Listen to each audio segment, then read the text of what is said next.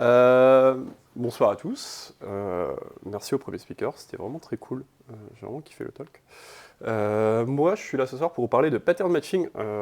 Et pourquoi le pattern matching? C'est plus que juste un simple switch case. On lui dit souvent pattern matching, oui, c'est un switch case un peu amélioré. On va voir que c'est un petit peu plus que ça quand même. Pour me présenter, moi c'est Mathieu Afternoon, Zoontech sur tous les réseaux. Je suis staff engineer chez Swan.io, on embauche. Et je suis également le mainteneur de React Native Permission, Localize, Bootsplash, etc. Pour commencer, qu'est-ce que le pattern matching? On va rentrer direct dans le dur. Hein. Alors, selon Wikipédia, c'est ça. Je vous laisse lire. Vous pouvez lever la main si vous avez compris, c'est clair. On est d'accord, on a tous compris ce que c'est. Non, vous allez me dire, ok, j'ai pas compris le concept. Hein. J'avoue que pareil, au début je connaissais pas, j'étais pas pigé. Ce qu'il faut savoir, c'est que ce concept existe dans un tas de langages fonctionnels fortement typés, donc, dans Rust, OCaml, Haskell, etc. Mais voilà, ce soir on est là pour vraiment expliquer ce qu'est le pattern matching.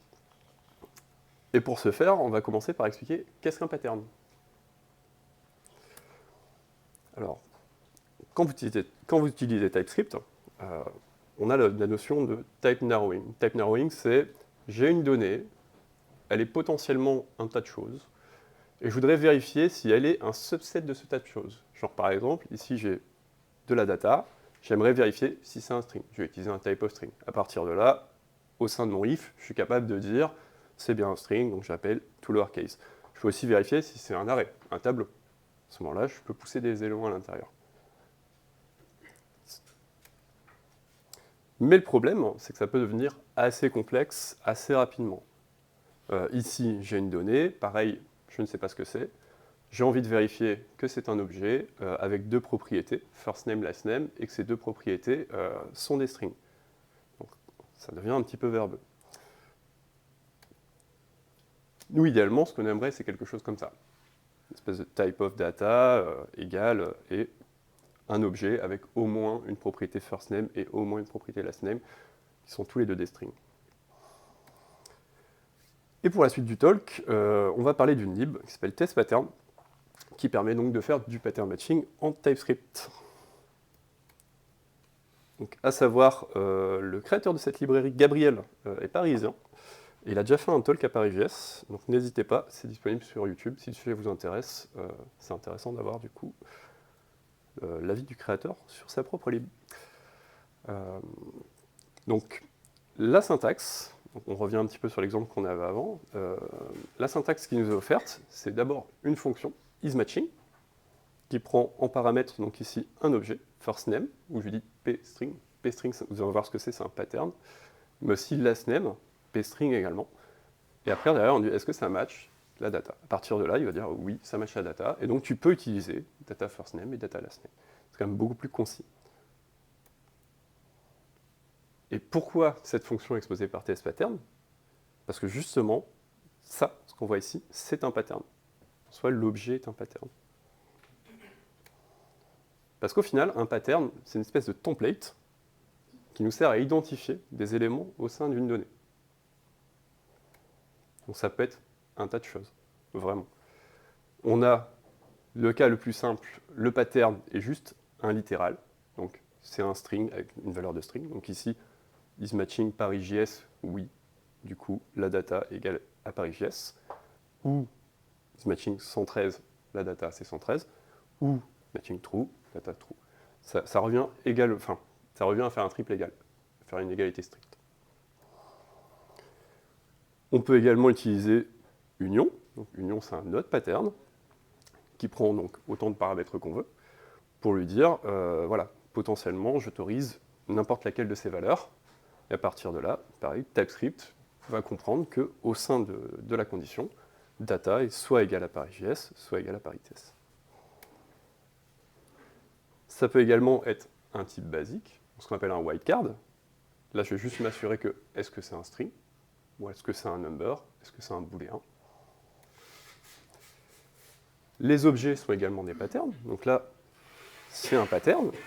Je m'assure que mon event est un objet avec une propriété name et une valeur à Paris.js, et une propriété édition, dont la valeur est 113. Donc à partir du moment où je fais ça, je sais que ces deux propriétés existent, donc je peux les utiliser au sein de ma condition.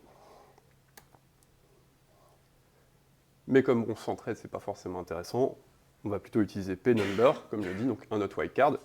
Et à partir de là, je sais que mon event, c'est un event Paris.js, et je peux dire telle édition, voilà, ça c'est telle édition. Et ce qui est bien, c'est qu'en fait, on peut valider de la donnée à un niveau, mais arbitraire. Genre, vous pouvez nester des objets dans des objets dans des objets. Par exemple, ici, on a envie d'afficher un message aux utilisateurs qui ont un seul enfant. Donc je vais dire, OK, ça doit ressembler à un objet, avec firstName qui est un string, avec children qui est un tableau de taille fixe, un seul élément, et cet élément, c'est un objet avec firstName qui est un string et h qui est un number. À partir du moment où je écris ça, je suis capable de dire, OK, bah, tu vas aller récupérer maintenant du coup l'unique child qu'il y a dans le tableau, parce qu'on sait de source sûre qu'il existe, et on va afficher son nom, enfin le nom du parent, le fait qu'il a un enfant unique, son firstname, son âge, etc. Mais si on veut valider que tous les éléments en fait, d'une collection respectent un pattern, on peut également utiliser p.array ou sinon p.set, p.map selon la data structure qu'on utilise. Donc là, ce qu'on fait, c'est on valide que tous les éléments de mon tableau pets sont des objets avec la propriété type qui est dog et avec la propriété is a good boy qui est true. Et voici donc l'équivalent sans pattern matching. Donc, comme vous le voyez, bah, niveau maintenabilité, quand même quelque chose qui est un peu plus clair et plus facile à maintenir. Et comme vous commencez à le comprendre, bah, les patterns, on peut les composer vraiment à l'infini. On va prendre un autre exemple. On veut s'assurer, par exemple, que l'hôte d'un événement, donc on a un événement, il a un hôte, et on veut s'assurer que c'est une entreprise, qu'il y a des développeurs qui travaillent dans cette entreprise, qui font tous du JavaScript, et qui utilisent tous soit React, soit Vue.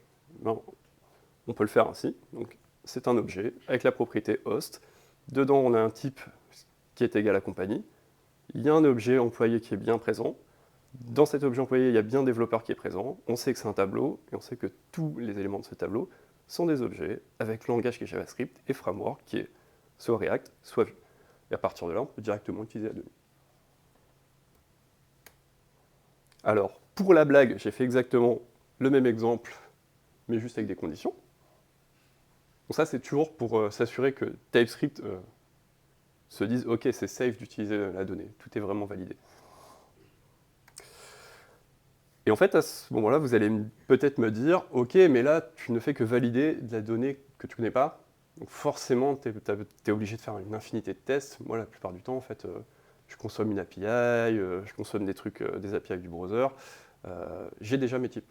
Donc j'ai pas besoin de faire autant de conditions pour m'assurer que je suis dans un cas ou dans l'autre. Ça marche aussi en fait dans tous les cas.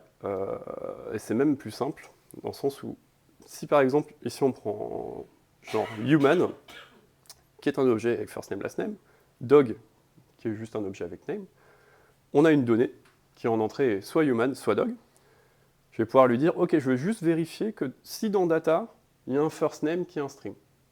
Et à partir de là, il va dire, ok, donc en fait, s'il y a un first name qui est un string, ça veut dire que c'est un human, et du coup, tu peux utiliser last name et potentiellement tout ce qu'il y aura dans human. On n'est pas obligé d'être exhaustif sur tout ce dont on a besoin.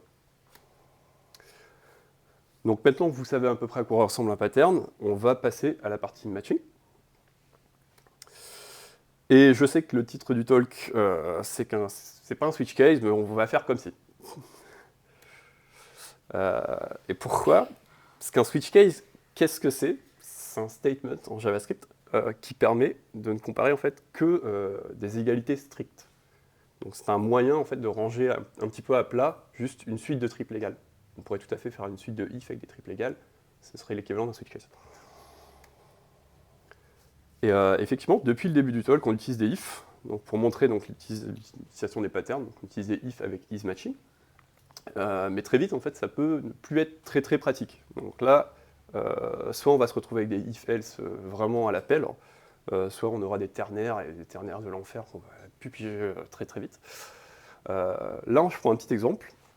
Je crée une fonction qui prend en entrée donc un movie, donc un film, avec les propriétés name et year, et qui retourne donc le réalisateur de ce film. Donc là, est-ce que ça match Dune? Si oui, tu retournes Villeneuve, sinon tu retournes Unknown, parce que pour le moment, j'ai eu la flemme d'écrire tous les autres. Et j'assigne le résultat de cette fonction à une variable qui est director.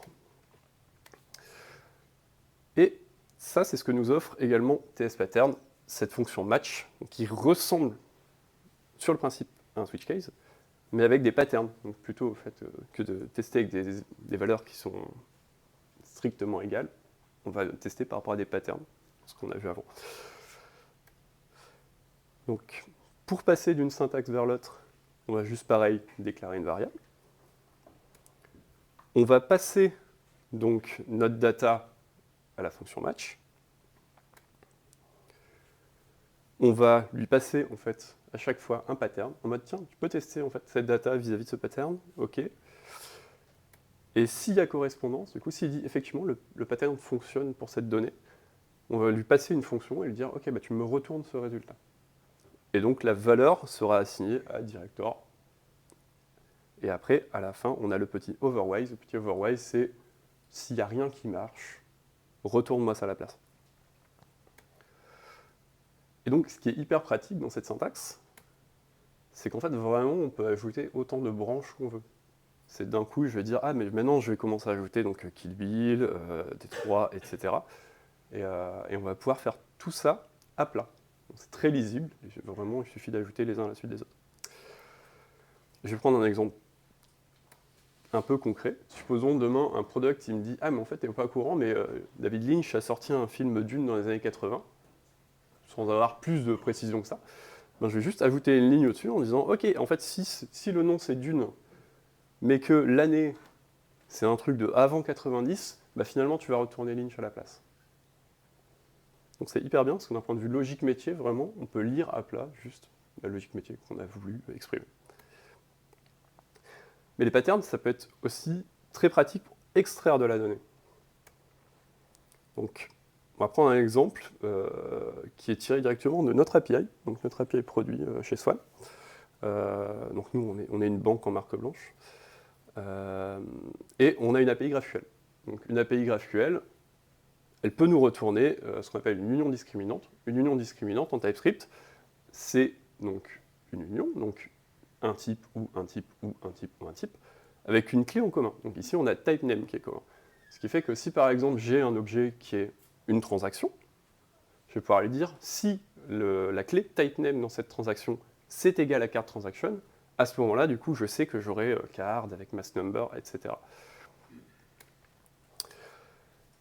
Et donc, pour extraire la donnée, je vais pareil faire un match, je vais lui passer une transaction, dont j'ignore réellement le type, et je vais lui dire, ok, est-ce que le type name, c'est card transaction? Si oui, je sais qu'il y a card dans l'objet, et je sais même qu'il y a mass number dans l'objet. Du coup, tu vas te servir de ça pour créer un élément DOM, avec card number, qui est mass number. Sinon, si c'est une transaction par chèque, tu vas récupérer l'identifiant du chèque, et pareil, tu vas l'afficher. Sinon, si c'est une transaction SEPA, tu récupères l'IBAN du créditeur, et pareil, tu vas l'afficher. Et dans le cas contraire, bon, tu vas juste me mettre que bon, on n'a pas d'infos. Maintenant, on va modifier un petit peu cet exemple. On va dire, ok, mais en fait, potentiellement, le back-end ne nous renvoie pas genre le numéro de carte. Genre, il y a des cas où, bon, voilà, ils ont eu la flemme de le coder, ça arrive. Eh bien, il y a une syntaxe qui est très pratique pour ça, enfin, qui est une syntaxe supplémentaire, c'est que vraiment, vous avez juste la possibilité de dire, ok, en plus de m'assurer que c'est le cas où j'ai une transaction de carte, je vais aussi m'assurer que dedans, il y a bien un objet card, et dedans, qu'il y a bien un mass number qui est un string. À ce moment-là, bah, pareil, je vais pouvoir dire, ok, je vais récupérer le mass number, tu l'affiches, et en dessous, je pourrais à la rigueur faire une nouvelle branche en disant, ok, dans le cas contraire, où c'est juste une carte transaction, mais où là, j'ai pas le mass number, bah, on fait autre chose. Dernier petit exemple, pour ça il faut deux types. On va parler de deux types. On va parler d'un type result. Donc le result c'est quoi? C'est on va juste exprimer le résultat d'une opération. Donc une opération donc ici T qui est générique, on ne sait pas trop. Soit l'opération elle a échoué, donc error avec error qui est de type erreur, soit c'est un succès et du coup on a de la donnée. Et on a un deuxième type qui est async, donc qui représente une opération asynchrone. Soit elle est idle, donc on n'a pas encore démarré l'opération asynchrone, soit elle est en état de loading, c'est en train de s'exécuter, soit c'est en done, et à ce moment-là, j'ai de la donnée. Et on va également utiliser donc, une query. Donc, supposons j'ai envie de demander les informations de l'utilisateur, donc notamment sa carte, et ça va me retourner en fait un async de result de user. Une opération asynchrone qui peut potentiellement succéder ou échouer. Et idéalement, comme j'utilise React, c'est ce que je voudrais faire. Je voudrais pouvoir juste, enfin, si j'utilisais un switch case, je voudrais juste pouvoir utiliser un switch case dans mon JSX en mode, bon, bah, en fait, je vais commencer à regarder ce qu'il y a dans le user et en fonction, je vais afficher des trucs. Sauf que on ne peut pas le faire. On ne peut pas assigner le résultat d'un switch case à une variable. Donc, ce qu'on va devoir commencer à faire, c'est d'abord, il faudrait créer une fonction. On va créer une fonction en fait, qui est getUsername et qui prend du coup ce async result de user. Et donc, dans cette fonction, si j'utilise un switch case, on va d'abord regarder quelle est la valeur du tag. Est-ce que c'est idle? Oui, bah alors du coup, tu m'affiches not ask. Si c'est loading, tu m'affiches loading. Si c'est done, on va venir après parce que ça ne rentrait pas dans la slide. Et si c'est aucun de tout ça, on va utiliser donc une espèce de petit trick qui existe en TS. En fait, en TS, à partir du moment où on a épuisé toutes les possibilités pour un type, le type de la donnée à ce moment-là, ce sera never. Donc never parce que ce n'est pas possible que tu arrives dans ce cas-là. Normalement, ce n'est pas possible. Et donc, le fait d'assigner, du coup, donc, une variable à input en lui disant « Ok, là, c'est censé être never », si effectivement on a énuméré tous les cas, TypeScript va dire « Oui, c'est bon, c'est never ». Par contre, si demain, j'ajoute, supposons un cas, genre reloading, ben, si je ne le gère pas dans mon switch case, il va dire « Ah non, c'est pas never, ça peut être c'est reloading ». Donc ça, c'est un petit truc qui permet d'avoir des switch cases où on n'oublie aucun cas. Et donc, on va rentrer dans le done, parce que là, on a juste vu le traitement de l'async. Maintenant, on va gérer le result. Comme on est en done, on sait qu'on a un result, on le récupère. Et pareil, on va refaire un switch case dessus pour dire si c'est un succès, eh ben, on sait que tu as un utilisateur. Du coup, tu récupères l'utilisateur et enfin, on va afficher le first name et le last name. Si c'est une erreur, on sait que tu as un objet error et du coup, on va afficher l'error message. Et pareil, on veut que ce switch case-là soit aussi exhaustif, donc on remet le même trick. Mais si on avait utilisé test pattern, on n'avait pas besoin de faire tout ça, dans le sens où juste le fait que match nous retourne la valeur, déjà on peut le mettre directement dans notre JSX. Et on va juste lui dire match l'utilisateur.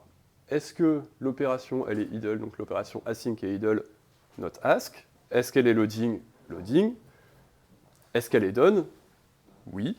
Mais alors si elle est done, dans data, est-ce que la data c'est un succide? À ce moment-là, si c'est un succide, on va utiliser une autre syntaxe, donc un autre pattern qui est pselect, pour dire, ah mais en fait, dans ce cas-là, dans cette branche-là, tout ce que je veux que tu me retournes, en fait, c'est la valeur de data, tout au bout. Et à partir de là, dans la fonction qui est juste en dessous, on récupère first name, last name. On ne récupère pas l'intégralité de l'objet qui est passé en entrée, on récupère juste ce qu'on veut, à savoir la data du succide. Pareil, un autre cas en dessous, où on donne avec une erreur, on lui dit juste « je veux récupérer l'erreur », à ce moment-là, du coup, ce qu'on fait, c'est qu'on affiche le message.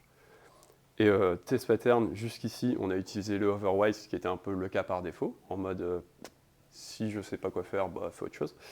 Mais il faut aussi savoir que du coup, il y a aussi exhaustive, qui permet de dire, en fait, je veux gérer absolument tous les cas, je ne veux rien oublier. Donc en faisant ça, en fait, il va nous garantir qu'on n'a rien oublié. Si on retire ne serait-ce que n'importe quel des cas, TS il va gueuler en mode t'as oublié de faire quelque chose. Je n'ai pas été exhaustif sur les patterns, volontairement, il y en a quelques autres. Tout est disponible dans la doc. Je peux citer pnulich, du coup c'est soit nul or undefined. pnote, c'est pour inverser un pattern, si vous voulez vous assurer de la non-présence de quelque chose. pinstofOS, c'est si vous avez une instance de classe ou whatever, etc. etc. Dernier petit point, il y a des gens qui trouvent à redire que voilà, c'est pas performant, parce qu'effectivement, on va créer plein d'objets, on va créer des fonctions, etc.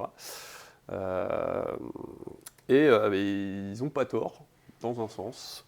Il y a des barres là. Je sais pas. Ceux du fond, on le voit peut-être pas. Mais du coup, à gauche, effectivement, c'est test pattern. À droite, c'est un if, un switch. Et je sais plus c'est quoi la dernière condition. C'est une ternary. Mais effectivement, c'est pas performant si on compare ça à une condition simple. Si un if else, un switch ou une ternary. Ça fait un peu peur même, mais il faut se rendre compte d'à quel point c'est optimisé. Ici, on parle de milliards. Donc, c'est-à-dire qu'en fait, en nombre d'opérations par seconde, ici, on a 1,2 milliard par seconde, ce qui est énorme. Et TS pattern, en comparaison, effectivement, alors c'est sur des exemples très complexes. Hein. Vous allez, si vous voulez voir les benchmarks, on n'est pas sur genre juste est-ce que la valeur c'est un string. On est sur un objet avec un tableau, avec un machin. TS pattern en comparaison fait 1,5 million d'opérations par seconde, ce qui reste extrêmement rapide. Clairement, si TS pattern devient un frein dans votre application, c'est vraiment déjà vous n'utilisez aucun framework et vous êtes des bêtes quoi. Enfin, c'est quel intérêt même à un moment. Voilà, c'est tout pour moi. Si vous avez des questions, n'hésitez pas.